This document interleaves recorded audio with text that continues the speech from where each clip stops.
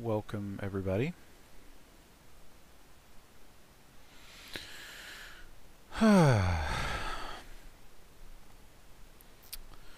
Hello, yes, good. Thank you for joining us in the far-off year of 2019. I think it sounds a little bit more futuristic saying 2019 rather than 2019. And of course next year we've got a big decision as far as, are we going to say 2020, 2023, 2029, or 2029? I feel like the former definitely has more of a yeah, and it is Blade Runner year. I forget what other. Feel free to list off in the chat any other pop culture sci-fi that takes place in the current year that it is now. But yeah, welcome everybody. Sorry I was a little bit late. I was taking an extra minute or two to sync up. I hadn't done it in a few months, syncing up the very latest, my local mirror of the id Games archive. And that was kind of a treat, just seeing all the stuff that had come in, you know, into the archive now. So that is in the rotation. So we might get, there's a small chance that we'll get something super recent. But there's also a chance that we'll get something from 1994. All right, yeah, it's good to have. It's good to be back. Good to see y'all. I hope that all of y'all had a good holiday and a happy New Year. But yeah, let's get started. Welcome to WAD Wednesday. We're gonna play some random Doom levels. Here's our old mascot, Plushy Pain Elemental. Rub its head. How's it going? Are you feeling good about this year, buddy? All right. Let's do it. Okay.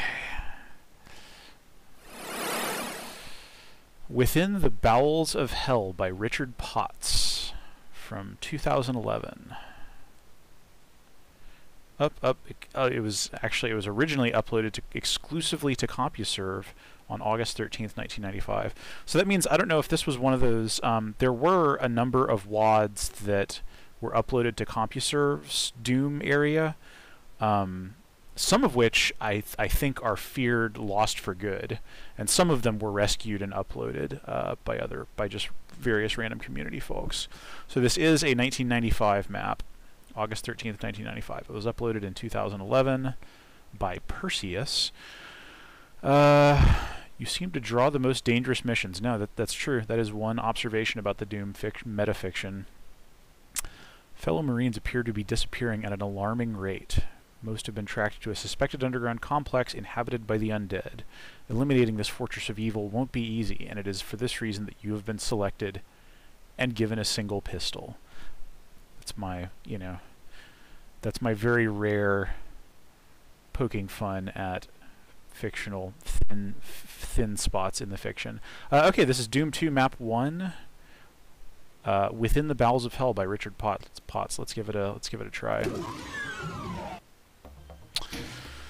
All right, and yeah, I'm running the very latest GZ Doom 3.7.1. Well, actually, this is compiled from the, I guess, yeah, Bowels. Bowels.wad. I gotta see.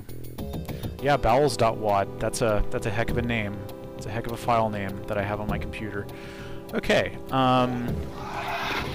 we've got some brownish Doom 2 textures. Little entry blood pit. Is this... Okay, yeah, that is damaging blood. You never quite know. Every mapper kind of handles it a little differently.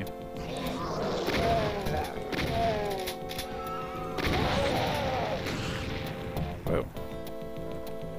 And I am going to turn off rather the default music there. Cool. I think these are just barrels to blow up. Just here you go. Have some barrels. And there's like a little elevator here.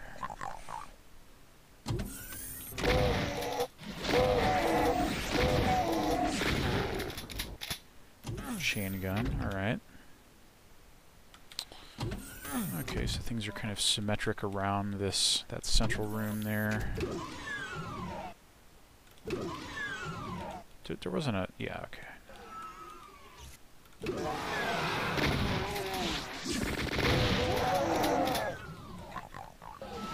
Barrel placement there.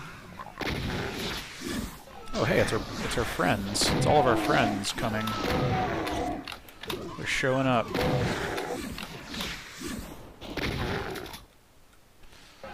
Okay. I like getting a look into a... I wouldn't even really call that a level design pattern, really, but the whole... Just this whole situation where you're in a room and there's like a little... You know, you can tell that there's a whole other space through there, but you're only communicating with it via a small little window.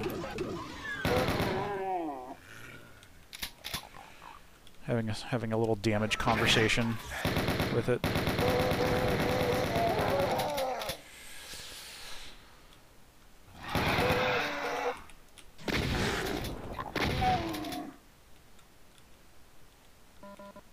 Alright, we're in one of those cool hell libraries. I think it would be good to have a community jam to name all of the books on these shelves. Just at any level in general, you know. Maybe that's something, yeah, for a... If I return to do major feature updates to Mr. Friendly, I'll add the ability to just walk up and just interact with any given pixel on this bookshelf and get a different hilarious book title. That is definitely the kind of thing I would do for Mr. Friendly. Alright, red skeleton head. Ooh, lots of baddies coming in from all over. All pretty weak, though.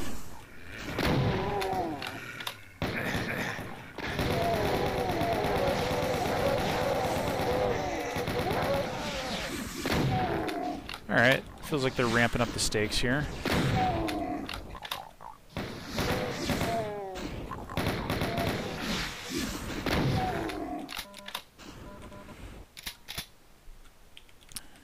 The health feels actually pretty tightly budgeted. You know, this is something where when you're facing a lot of small, weak enemies, I feel like it's actually a little easier to budget health and to budget health there specifically, because you know, you're probably less likely to be, you know, you're not concentrating on any given enemy for long, and so you can kind of deal with the potential damage calculations in aggregates.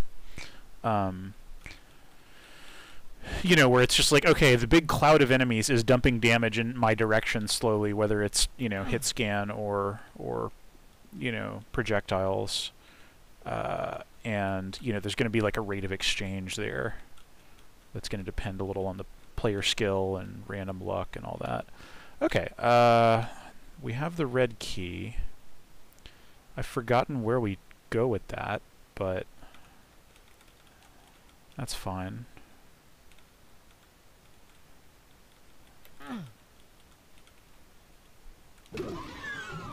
Yeah, like one way to think about balancing monster placements and, you know, resource placements and stuff like that is as like this, you know, the player going through the level is like this ongoing arithmetic sort of process happening, and you can like add up the potential damage in like a box of shells or a single clip of bullets or something, and then oh, here we go. Okay, here's a red thing. You know, and then measure that against the combined hit points of all the monsters that you're placing. It's never that simple, of course, you know, like, because different kinds of weapons are going to be of different uses. You know, the player could be sitting on a lot of potential damage in the form of rockets, but it actually doesn't do them any good because they're in a cramped space and they simply can't use their rockets. So I think it's you know, I think balancing resources is definitely an art and not a science, and not just because it's hard to predict, but also because you have subjective goals. You know, you might say, I want resources to feel really, really tight here because I want this to feel more like a taut survival type experience, versus, nah, actually I just want to keep the action moving, and I always want to keep the player, you know, if not topped off, then like fairly flush, so that they keep so that they feel emboldened to keep charging ahead. Those are both valid pacing decisions, I feel like, and it's kind of down to what your other creative goals with a map are. Which is why somebody hasn't just written, like, you know, a Perl script or something that just balances your Doom map for you. It's never that simple, even though the fantasy of something that can automatically make something good or perfect or something is, you know, that appeals to if you've never been disappointed by an algorithm before. And I think at this point we're reaching a point where a majority of Earth's population has been disappointed by an algorithm.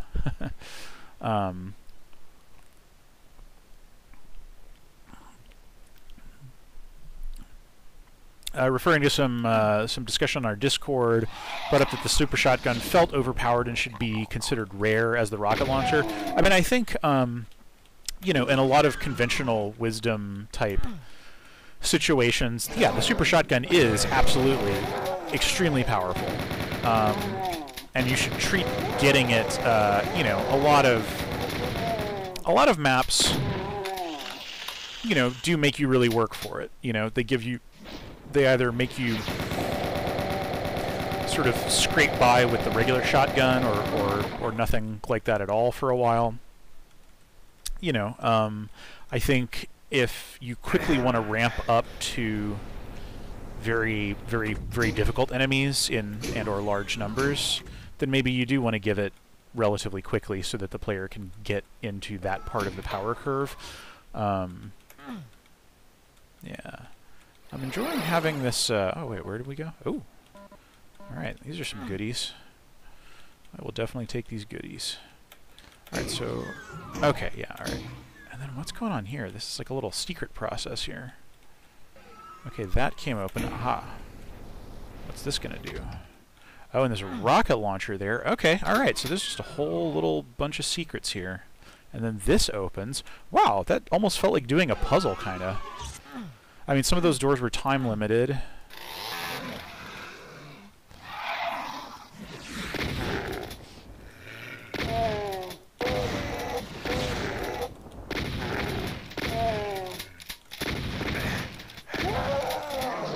Yeah.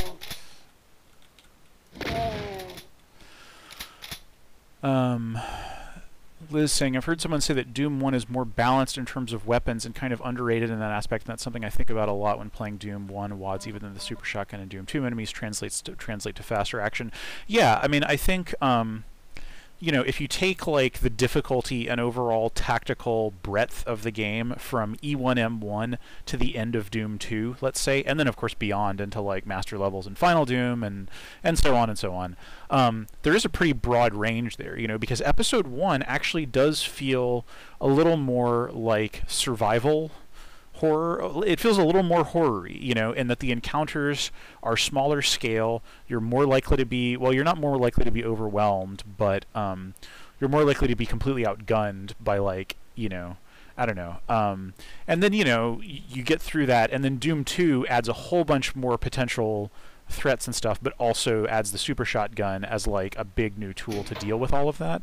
I think you can focus on subsets of that and make interesting stuff. You know, you can have, and I think probably because the Doom 2 monsters in general have more hit points and dish out more damage, you know, that arithmetic process that I was talking about where the player's like taking damage and getting more health and dealing out damage and getting more ammo and all that, when you have higher drama, let's say, in the form of powerful enemies that can hurt you really a lot, you know, you get bigger jumps in those resource levels, and so it tends to be the process of balancing, or the process of measuring, you know, the player's relative resource comfort is more stochastic, I would say.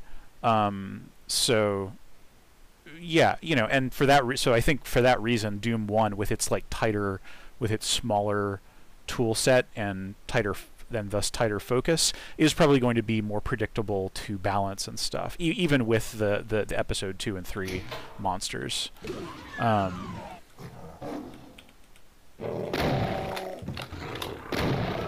you know, and most Doom 2 megawads will start you at the very low side of the power curve and then just ramp you ever upward until by the end, you know, most megawads are, you know, but then for a single map here, you know, they kind of do that in, yeah, see we're running into revenants here, and most megawad map ones would not have revenants in them. I don't know, it's, you know, at this point people do whatever the heck they really want with Doom, but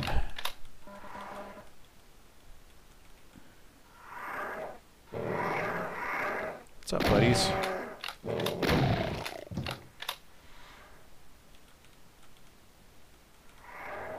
Oh, okay. These revenants have a whole run of the place. Ah, yeah, there we go.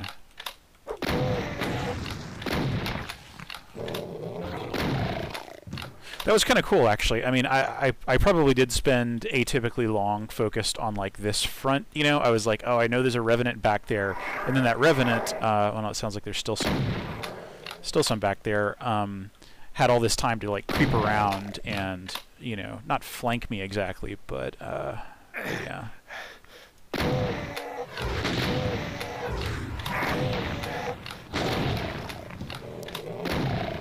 Alright, is this... Okay, yeah, that is damaging.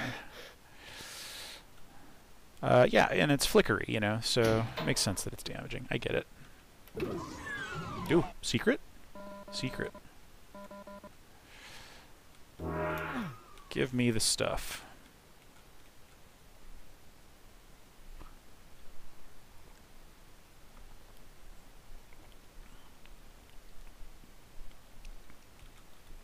Yeah, I kind of like the idea of withholding the super shotgun as long as possible. You know, in some ways, I don't know. I mean, it's also just a really fun weapon to use, so I can definitely see why they were tempted to front load it in Doom 2 proper. You know, where it's in Map 2, of course. It's off the beaten path in Map 2, but not very far. You know.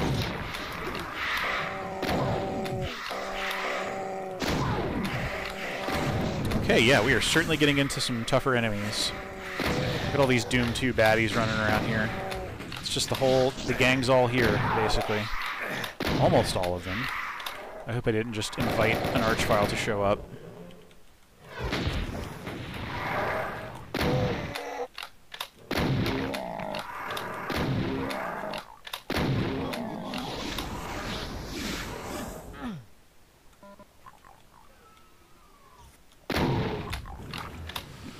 Cool. I thought I saw a little switch somewhere. Okay, yeah.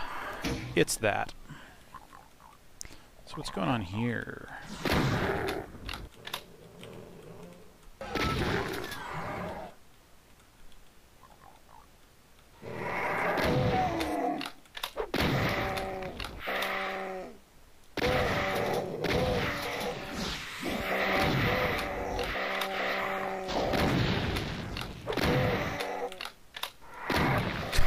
Can't really get a foothold in this space.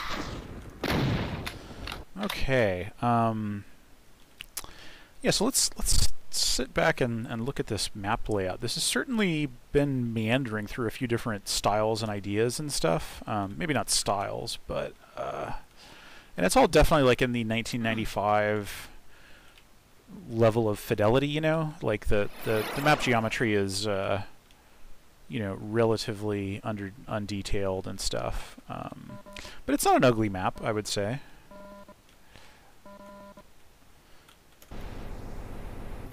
Okay, interesting. Alright. Yeah, man, I've run past so many different key doors and stuff. I honestly have no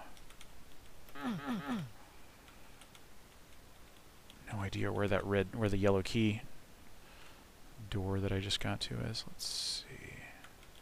Is there like a whole little... Oh, yeah, look at this. Ooh, what the heck? Is that just I think that might just be a missing texture. That's weird. I like it, but it is probably a glitch. Have I already been through here? Maybe not. No.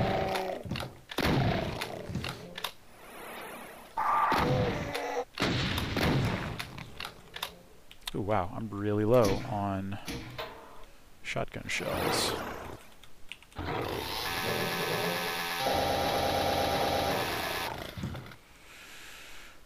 Okay. There's a whole lot of little nooks to poke into in this map, I'm finding. Yeah, that was something that I saw through a window. Alright, let's just backtrack here, because I feel like the yellow key door I'm after was... Yeah, I mean, there was definitely... Yeah, okay. Is this the way forward? I have a ton of plasma, but actually not much. Alright. Stand back. I'm going to use a rocket. Yeah, and the single file hallway here is rough for dealing with. Ah, jeez. That was unfortunate.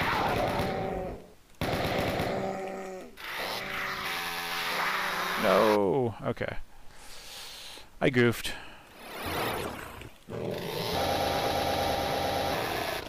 Oh, did I not save? Okay, yeah, no, I did.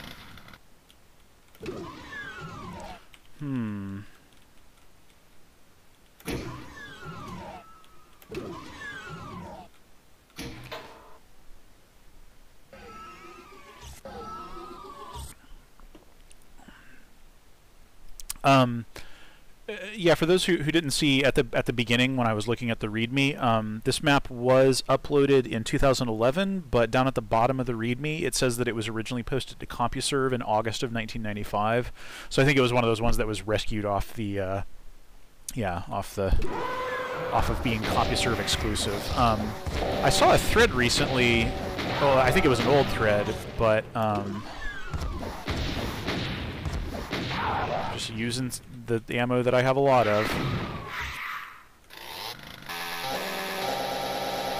About how there was a Doom community person who was like very active in that CompuServe era, and how there was a bunch of maps that were only on CompuServe, just because the different aspects of the community didn't necessarily talk to one another. You know, the people who used CompuServe, that tended to just be their internet experience. And so unfortunately, it sounds like probably a lot of that's the only known backup of a bunch of the CompuServe levels has been lost.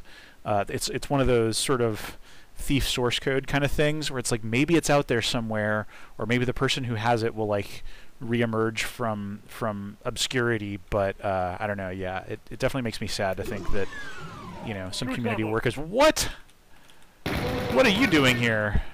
What are these Nazis doing here? Screw off, guys. Ooh, what's going on here? Alright, I really want a plasma gun now.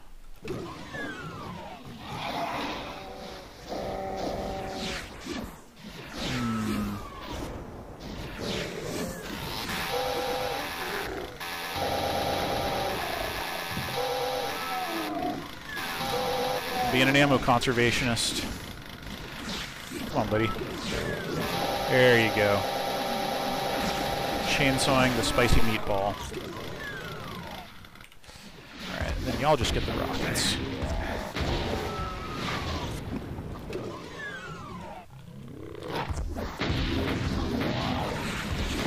Ow.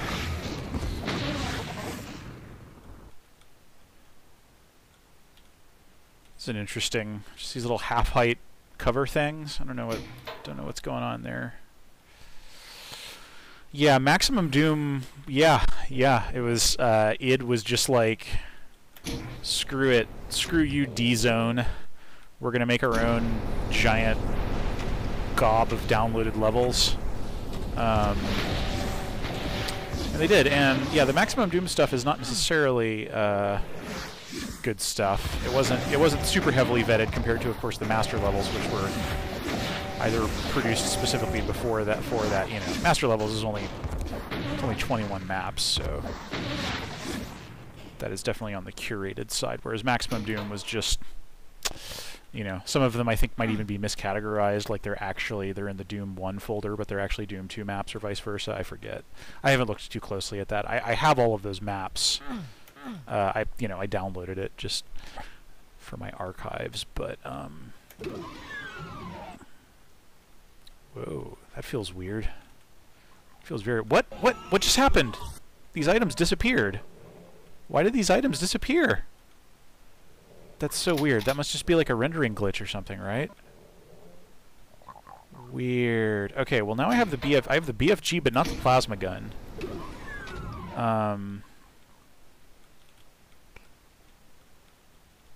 Yeah, I should have clarified.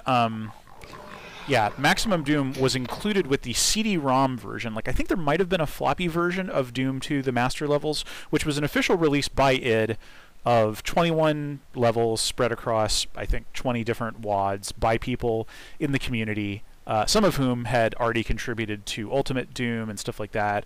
You know, Dr. Sleep had a few maps in there. And then for the CD-ROM version of that, because the master levels only took up like a couple of megabytes of that, they had a whole other CD to fill, and they were, you know, id was definitely kind of pretty understandably resentful of things like D-Zone, which were, FYI, big CD-ROM compilations of Doom levels that had just been downloaded off the net. So WizardWorks was one of the companies that... WizardWorks, I think, was the company that did D-Zone, but there were other compilations like this.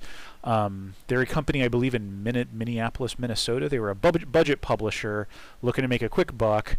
People had new CD drives that they were eager to try out. And so, yeah, and 650 megabytes on a CD was just an unbelievable amount of storage back in the day, so you could just load that up with Doom levels. And that was like, you know, that was potentially like 50 to 100 hours of admittedly highly variable quality entertainment if you already owned Doom. And yeah, as Liz says, it was a legal Wild West, because id hadn't foreseen, you know, they knew that they definitely knew that they wanted people to modify the game and distribute their mods and stuff, but they did not, they didn't anticipate the legal weirdness of these companies charging money for a bunch of fan-made work. I mean, the thing that would be that would get WizardWorks absolutely just murdered in the press nowadays is that they were basically taking all of these people's free work and just downloading it off of BBSs and then cashing in on it. So that, you know, and id was just sort of like the, you know, another harmed party in all of this. So yeah, whew. And so Maximum Doom was kind of like their, you know, I forget if id reached out to all of the mappers whose work they downloaded and released for Maximum Doom. I mean, I'm sure that, you know, a lot of those folks were just psyched to be part of an id release. You know, and is not the primary part of it. I mean, with the master levels, id was definitely providing, like, you know, a collection of top quality levels, but then, yeah. Yeah, I'm guessing not. Yeah, yeah.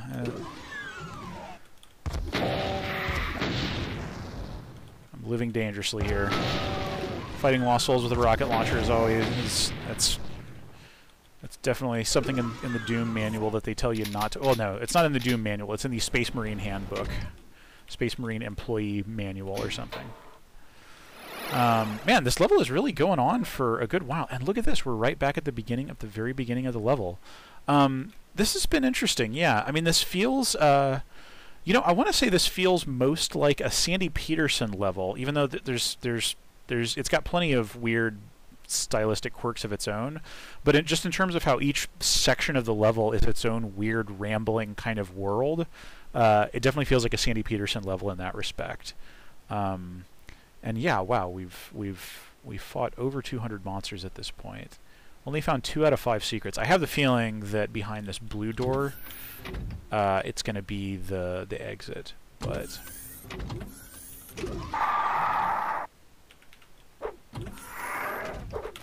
no, don't punch me. Sorry, I was slow on the draw, getting my BFG out. Oh, and I kind of hate it when levels do that. Oh man, and now I'm all the way back here. Alright, whatever.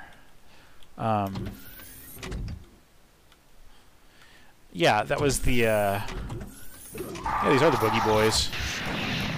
Have a seat, boneheads. Yeah, like this looks like an exit elevator door type thing, but you hit it and it's just a switch. I mean, that's fine and all. Like, it's as a level convention, you know, I guess that's okay, but like it's certainly not something that the id maps do or that many other maps do. Cool. All right. Well, yeah. So this was Bowels of, I forget the full name even. I just remember Bowels. So many bowels. And yeah, this level was weirdly extensive because so many of, if you look at this level is like spaghetti, you know, in terms of like it's got lots of tight hallways that you're just sort of like carefully like circulating through, and it definitely felt like that to play through it, which actually I didn't even realize until now. Within the bowels of hell, it's like, yeah, that is kind of a digestive tract. I have no idea if that was something that the author was intentionally going for. That's a very high concept, like, auteur. I want this to feel like you're passing through the digestive system of hell. Yes. But anyway, that was Within the Bowels of Hell by Richard Potts from 1995, uploaded in 2011. I'm glad somebody figured out how to preserve that little piece of Doom history. All right, yeah, that was only about 30 minutes, so let's play another. Not for the IMPish by Reidar Jensen. Is this a... Okay, no, yeah, this does have a map included with it. New... Okay, yeah, all right. For some reason, because it mentioned imp, I thought that it might be like just a monster replacement, but no, it's not. It's a map 1 replacement. Music by Lee Jackson of Apogee Software, so I'm kind of guessing that it's from... Yeah, from some other thing. And yes, the author, Reidar Jensen, is thanking Britta Jensen, perhaps a partner or sibling or parent or who knows. All right, let's check it out. Not for the IMPish by Reidar Jensen from December of 1996. That map is definitely old enough to drink in the United States. All right, let me turn up the music again. Okay, so this is just the this is the Duke Nukem 3D title music. All right, yeah, we are getting pumped up to rip off lines from Evil Dead.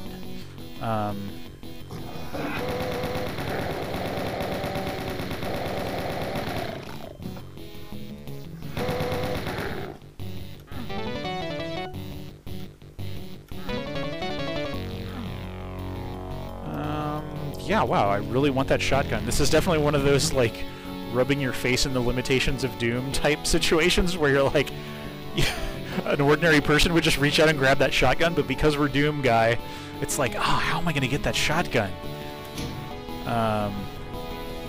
Something opening. Oh. An opening appears. Oh, wait, what's this? This is opening. All right, and true to its namesake, the level is definitely it's definitely throwing some imps at us. Okay, weird.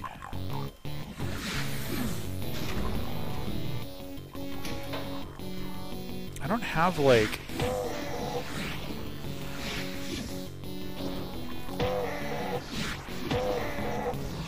As fun as punching imps is, I haven't really been given the tools to take on all these imps very much. So much. Alright, so this comes down. Is there a way I can get that shotgun? It feels weird that I can't get it. Maybe, I don't know. Grab bag. The song is a grab bag of guitar riffs. No, that is definitely true, yeah.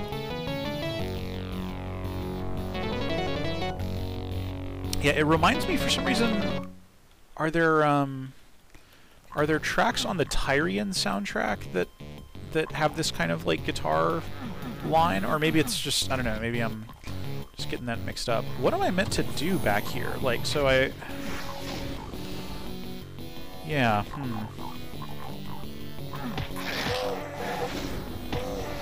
Like, if I had that shotgun, I would be... Oh my gosh. Oh, this is just... We're just being trolled here at this point. Aha.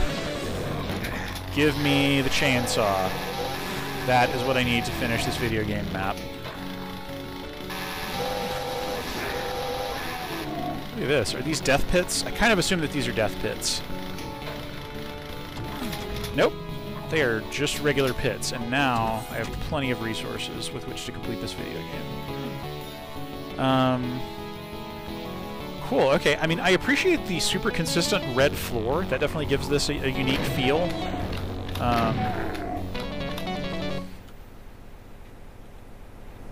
Yeah.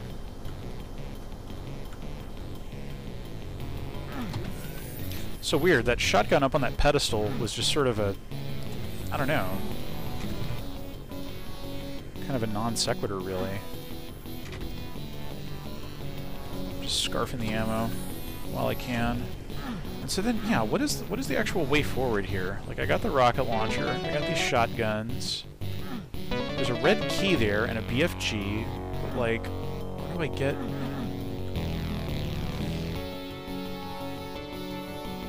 Oh wait, maybe there's like maybe a new route opened up.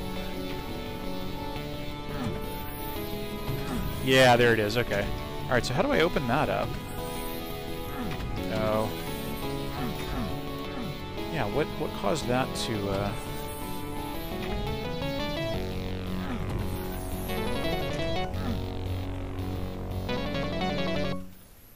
All right. So that opened up something.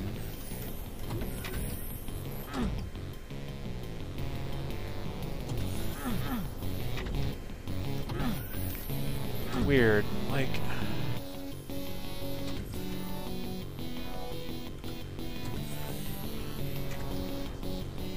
I can kind of see what they're going for, but this ends up just kind of being an annoying puzzle.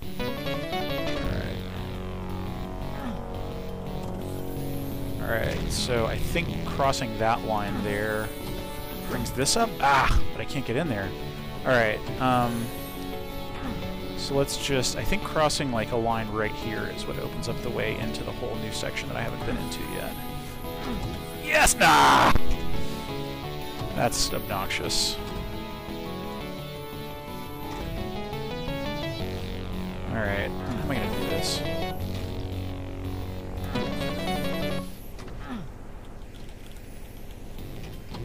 Ah! No.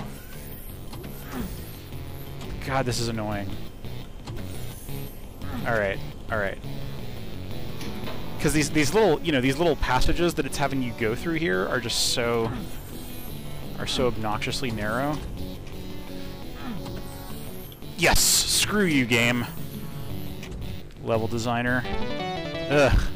That was irritating. Alright, so we're in some sort of red-floored labyrinth.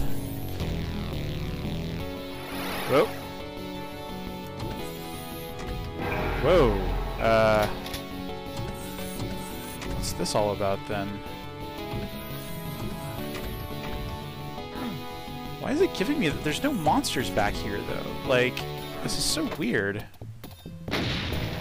Alright, there was a secret that I missed out on there, but... Yeah, that was weird. Not for the IMPish. Huh. Yeah. Well, that was weird, because, like, you know, I killed all the monsters in that, and then I was just kind of, like, doing that weird little, like, timing puzzle kind of thing in a relatively empty map. I don't know. Alright, yeah, I think it had kind of a jokey quality to it, but it didn't, like, necessarily have a punchline. It was just sort of a strange setup. Alright, so that was Not for the IMPish by Reidar Jensen. Let's do another one. ClubEpic by Gustav. This is possibly Doom's first ever dance club that does not involve death, only dancing and other things dance clubs do. Enjoy and happy party rocking. If you decide to steal my content and change things up and call it yours, there will be punishments for that action with, count 'em, 6 exclamation marks. Additional credits to no one else. Other game styles party rocking. This sounds like a great Mr. Friendly map, honestly. I'm very curious here. Okay, so this map is from 2012. I'm very curious as to what the party as to what the dancing party club type stuff is going to be here. All right, so this is map 1. So yeah, let's. Oh no, is it expecting a different sky or something, or? All right, we're getting some club beats here.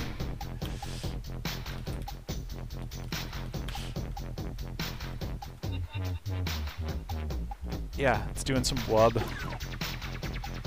Whoa. Okay, we've got fire blue. It's not strobing. Oh yeah, look at this. It's just a whole bunch of Marines. I love this. It's great. So who are these guys? See, I instinctively walked up to them and hit spacebar because I thought I was playing Mr. Friendly. And look, this is like a big pool. It's a swimming pool. I don't know if it's like a giant jacuzzi or just like a swimming pool, but yeah, they're wading around in it. Doo-doo-doo. Doo-doo. Hell yeah.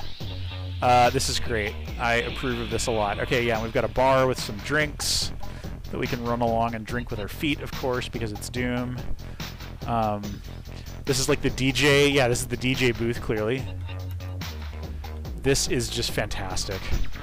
I am glad that this exists. And yeah, I do actually want to open this up in Mr. Friendly and see if these are just playable, like if they're just monsters that will just have regular Mr. Friendly monster names and stuff.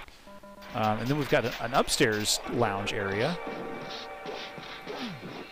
where we can like look out on the colored lighted dance floor thing.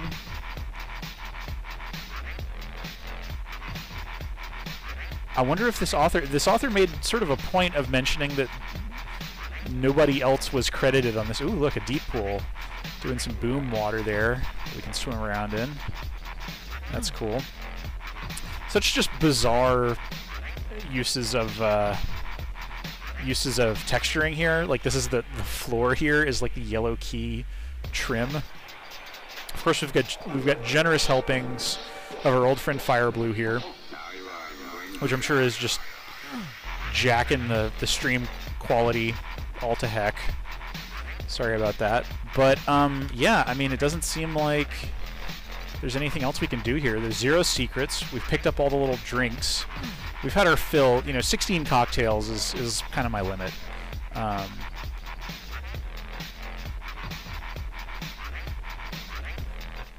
Yeah. No, yeah, that's true. Yeah, but when did Fire Blue become a meme specifically? I mean, the texture has been in there from the start, but at some point people kind of collectively realized that Fire Blue is a ridiculous texture to have in a video game. This music is definitely a good soundtrack, a good complement to Fire Blue visuals. Oh yeah, maybe it is when people discovered that it wreaks havoc on modern video compression. Let me say, I also enjoy that using like a lot like lava texture on this wall here. It's just all just, you know, just nice and weird.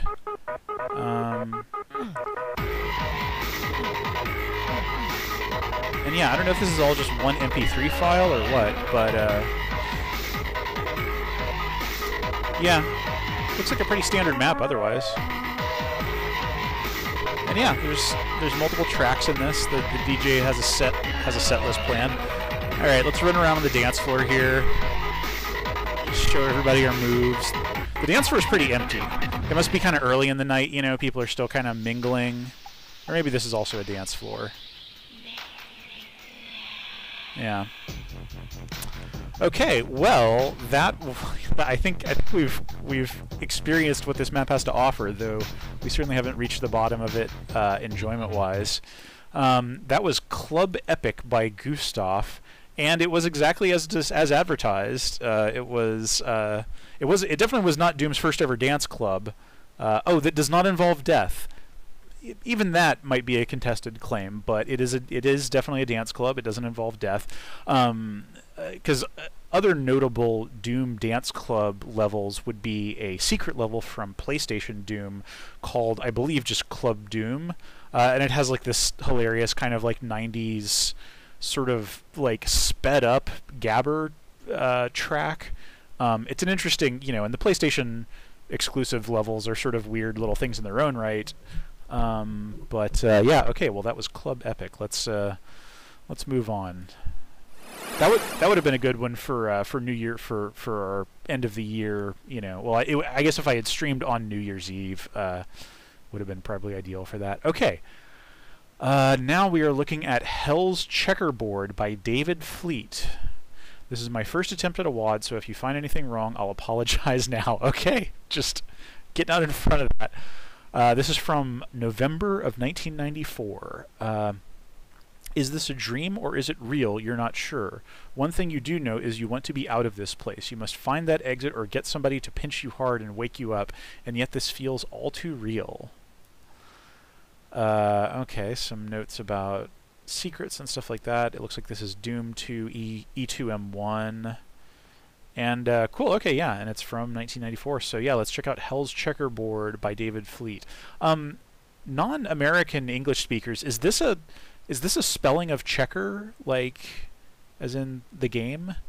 Because yeah, I've never seen that before. I'm certainly familiar with check as in cashing a check, depositing a check with a Q, but alright, Shores of Hell. Checker. Whoa. Okay, we've got sky texture just on a wall. That's always an odd.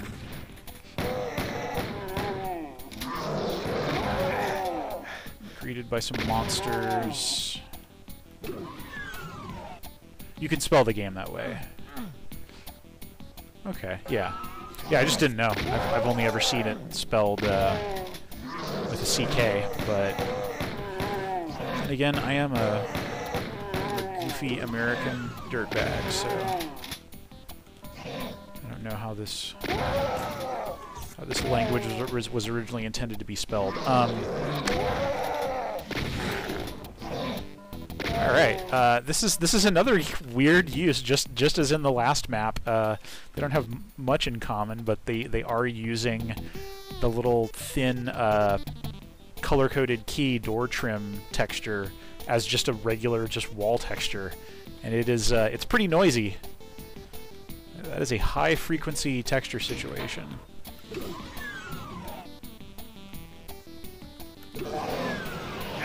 Whoa, big old room.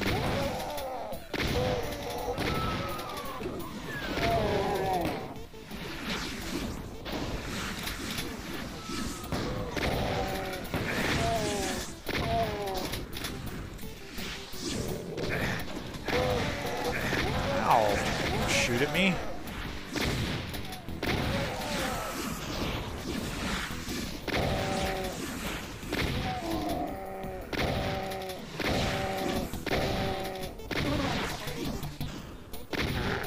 Okay. Dealt with all that. Whoop. Uh-oh. I wonder if there's a demon in there. And I don't actually know if this would show up in Vanilla Doom or not.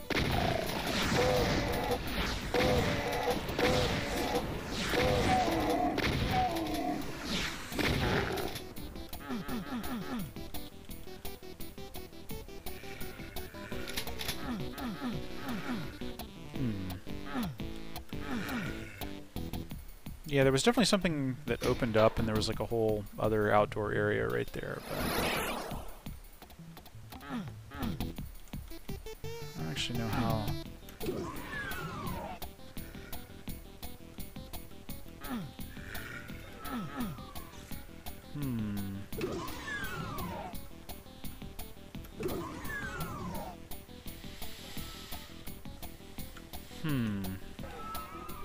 Yeah, this definitely feels like my first level in various ways. We've got like sort of weird boxy rooms that, to the author's credit, has tried to do something a little weird and interesting with. Just dragging those verts around, making a funky shaped, you know, non-rectangular space. Always good. That's an important step to take as a starting designer. Okay. Yeah, did I miss anything back by the very beginning here? No. Don't think I did.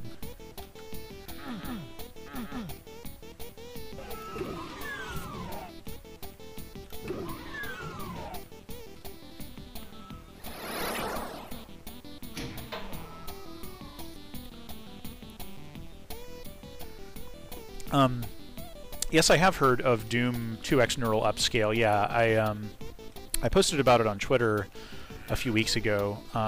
It seemed to get a lot of attention. Yeah, it's really cool. It's an upscale, you know, it's a higher res sprites and textures and stuff mod that actually looks pretty good because it just very faithfully kind of extrapolates, you know, the original art style. Yeah, and it's super good. Someone was asking, did they really drag verts? And yes, like even the very earliest Doom level editors, you could drag vertices around. Like moving vertices was a pretty core part of the workflow. Yeah, like you would still get, if you look at screenshots for DEU 5.2 era level editors, they looked very recognizably like the top-down view in a modern level editor. They just didn't necessarily have like cool WYSIWYG 3D preview, you know,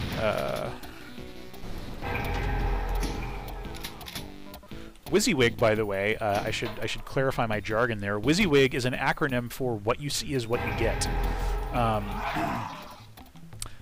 and there was a good while in the '90s and so forth where. Oh, look at this! Oh, cool. That was sort of interesting. Oh, okay, yeah. All right. I think that was us finding the titular checkerboard from hell, or whatever it is, checkerboard of doom. I've already forgotten. But yeah, so we got teleported into a weird space with the freaky hell textures. And yeah, man, I could really use a chain gun. Okay. Yeah, it is a bit of a meat dimension. Alright, so we go into here. Yeah, this is the checkerboard. Yeah, cool. Alright, and I guess we're trying to get a alright, so like how do I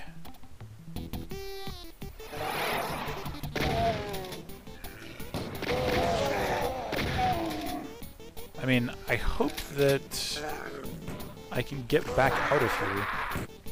Oh, so there's a bunch of these annoying recesses in the walls. Whoa.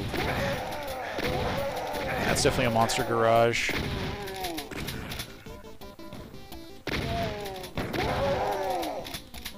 Hell's Checkerboard. Yeah, the on-screen name of the level is actually the one thing that I generally can't see. That's the one thing that I have OBS draw into the stream, but I don't see it because I'm looking at my computer screen, not the final composited frame that gets sent off to the stream encoder. Yeah, this is pretty annoying, honestly, but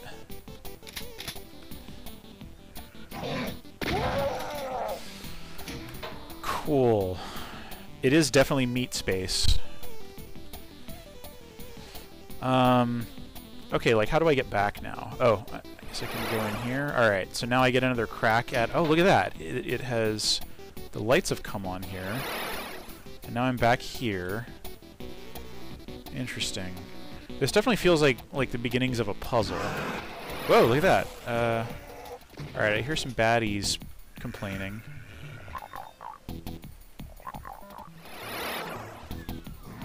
Oh, I see, and it's opening up different areas of this big space. Okay, yeah, this is actually you know, a level concept. So that's cool. Oh my gosh, there's kind of a lot of specters here. Don't panic, but there are specters. Okay. hatch opened up there. Yeah, alright, so let's jump back in here. Yeah, and so these, when we cross these lines, it's teleporting us and lighting up the squares where we've been.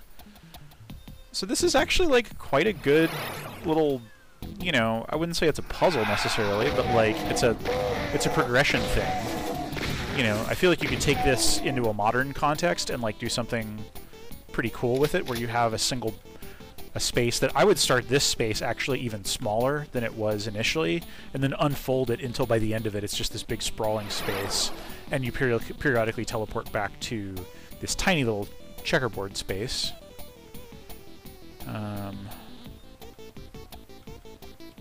Let's see, is this a dead end? I think it might be.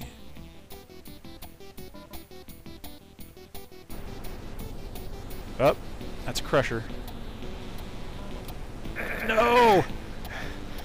Weird. Oh my, okay. Got some cacos here. How many other... Oh, yeah, okay. Alright, so this is... Whoa, lots of baddies here.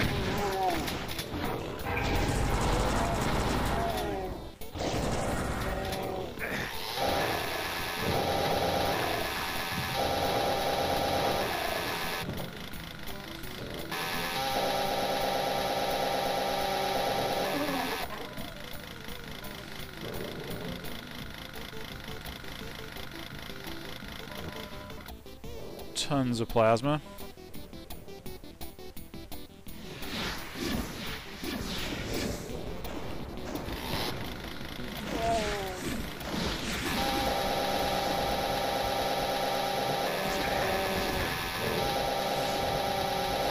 I'm boring.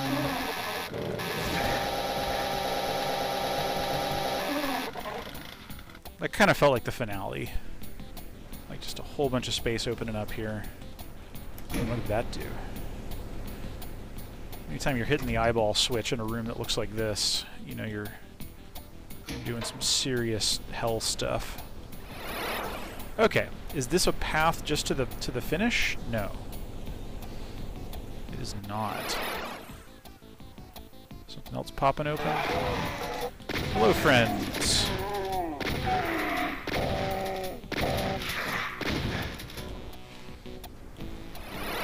At this point, I just kind of want to, like, just strip the bones here. I'm not actually clear on what I need to do to,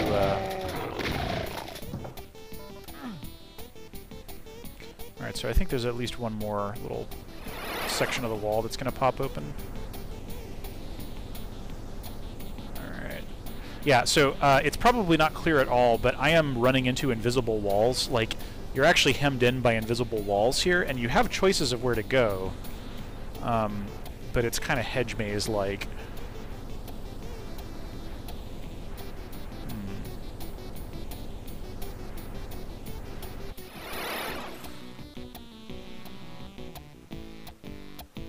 That comes open. That might have been spoiled by the big door coming open. Okay.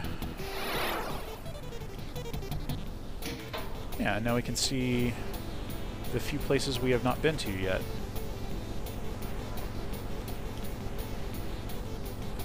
Alright, so these squares that have goodies on them kind of feel like...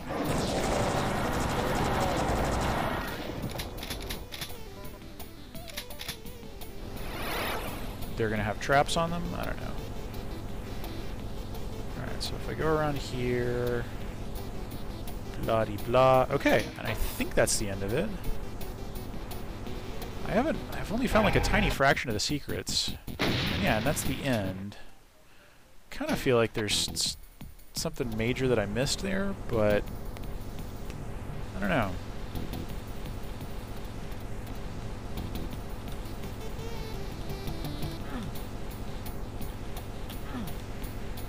Okay, so that's just not going to light up.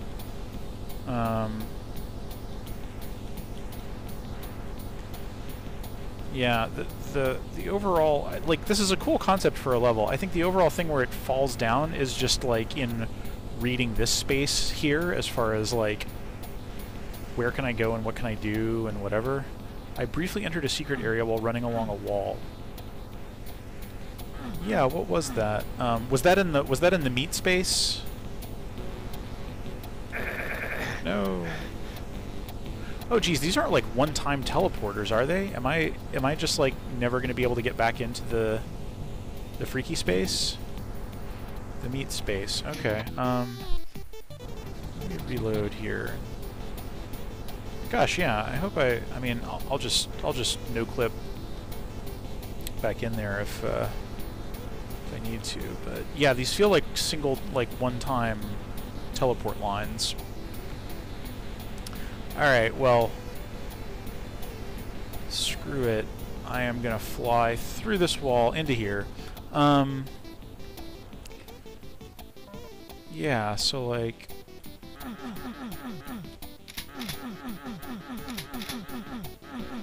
Oh, yeah, look at that. That's weird. Is this just like provided as a weird little back way for escaping the giant, you know, the big cacos and stuff that are in here? And that didn't count as a secret, did it? Or maybe it did. Yeah. And then there's all these little cubbies here. Yeah. Oh, okay. Alright, this is another... some more goodness. What's your deal, buddy? Okay, and that counted as a secret as well. Yeah, it's just so weird. Like, this is a weird space, you know? Like, I really dig,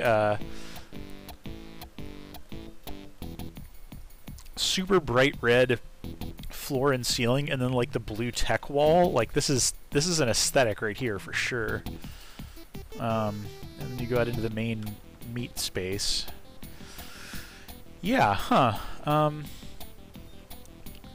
yeah, I'm no closer to having that red, like there's, you know, there's that, the BFG is behind that red key door thing. So I'm clearly meant to get something there.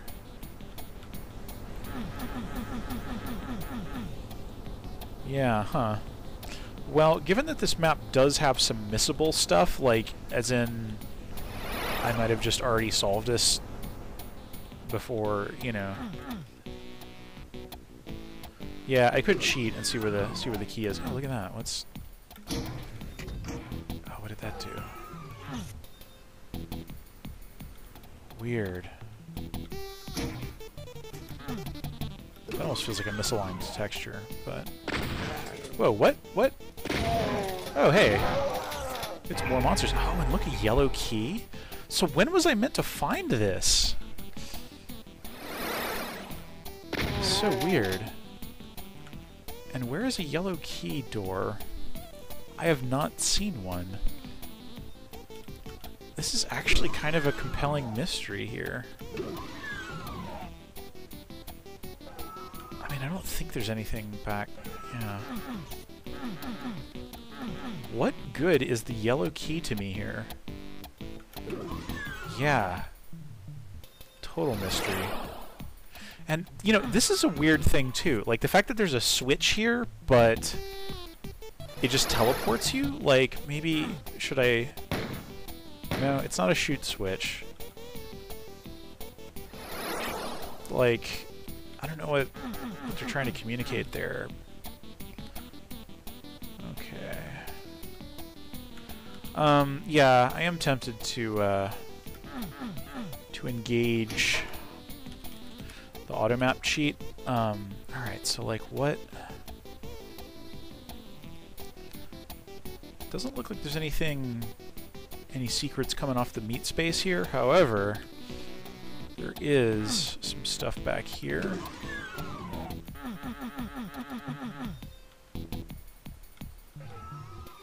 So wait, it's like along this wall here? Yeah, alright, so that's not coming open that way. But maybe, alright, so there's another secret that's like right...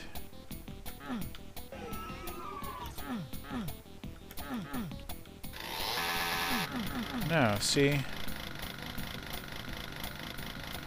What the heck? Yeah, what could possibly... Because there's a whole other little chunk of the map here. Oh yeah, mystery meat. Yeah, I'm weirdly fascinated.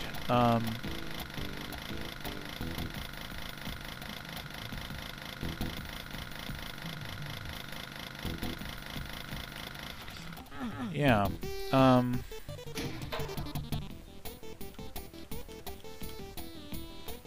Alright, so there's like... There's a rocket launcher and a teleporter in there. And then there's like...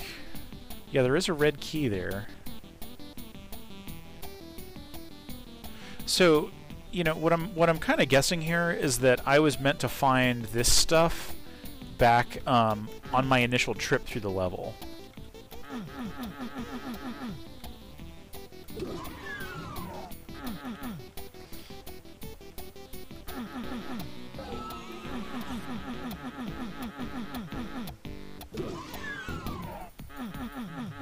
Yeah. And, like, I don't know what opens that up, but... I don't think it has opened up... Oh, look at this. Look at this. I think I see a tiny, weird little detail in this wall here. Yeah? No? Okay, yeah, that's yet another weird thing. Yeah, I am kind of tempted to open it up in Slade. Huh. Baffling. Okay, well, we've reached the end of this regular map here, so yeah, let's just open it up in Slade, I guess.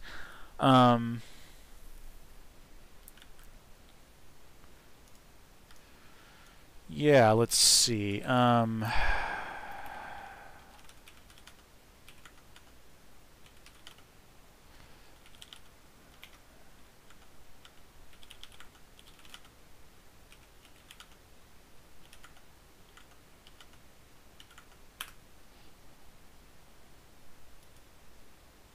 Oh no.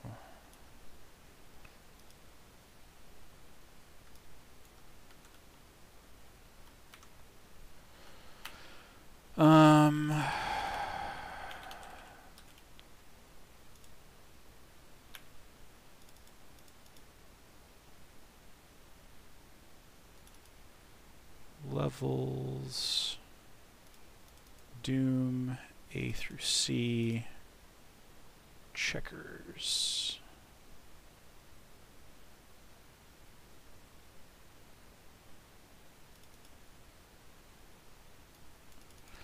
Alright, let's see what we got here. Okay, yeah, and there was a WAD file inside of that.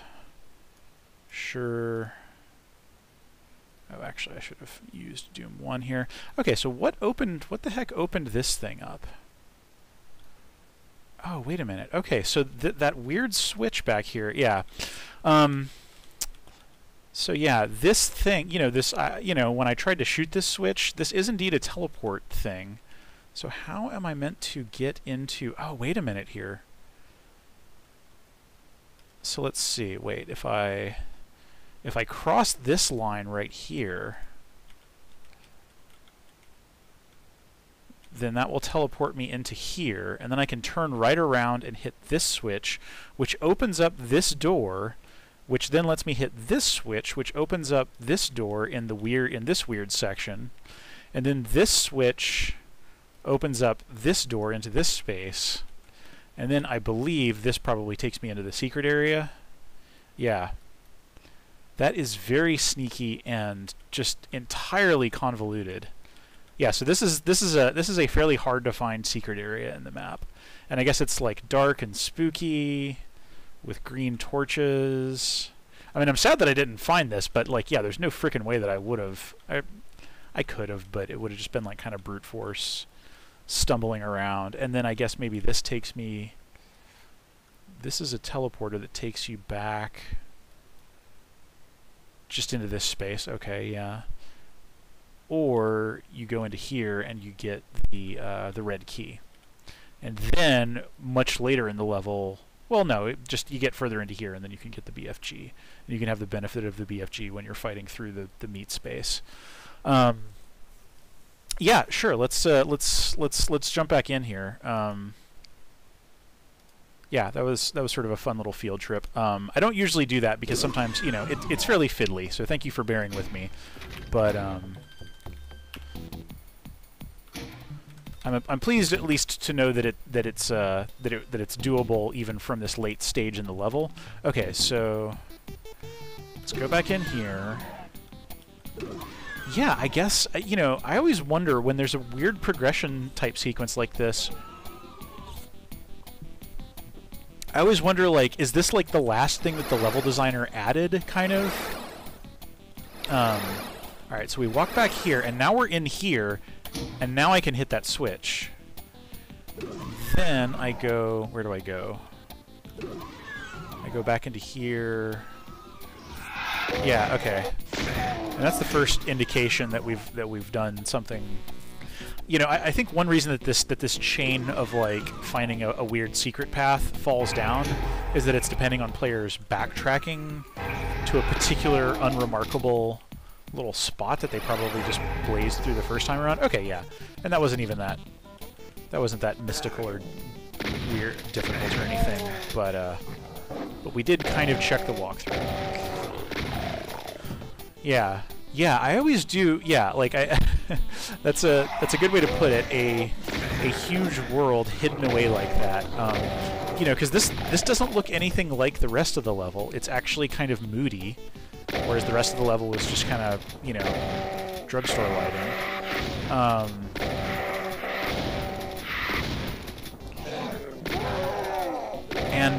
Yeah, like.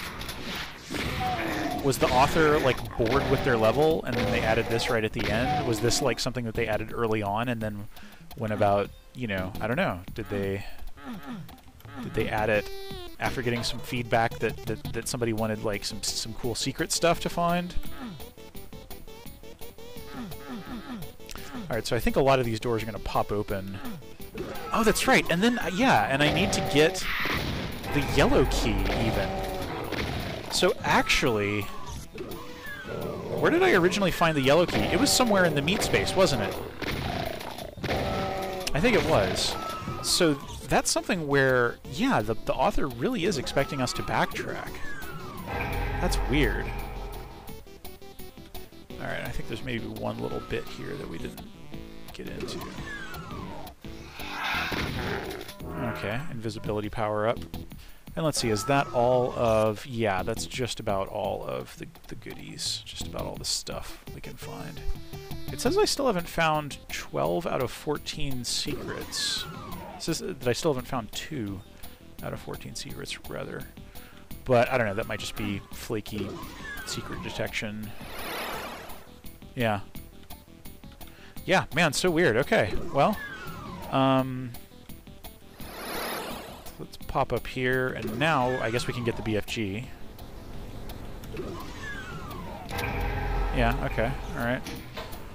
You got the BFG 9000. Ooh, yes. Okay, and with that, I guess we're basically finished here. But yeah, that was kind of an interesting little archaeological dig here. The author was probably like, I'm going to make it really hard to find the BFG. Could well have just been that. Yeah, no, I totally buy that. That's a hell of a secret run, just given how many little steps you have to do. But, I don't know, yeah.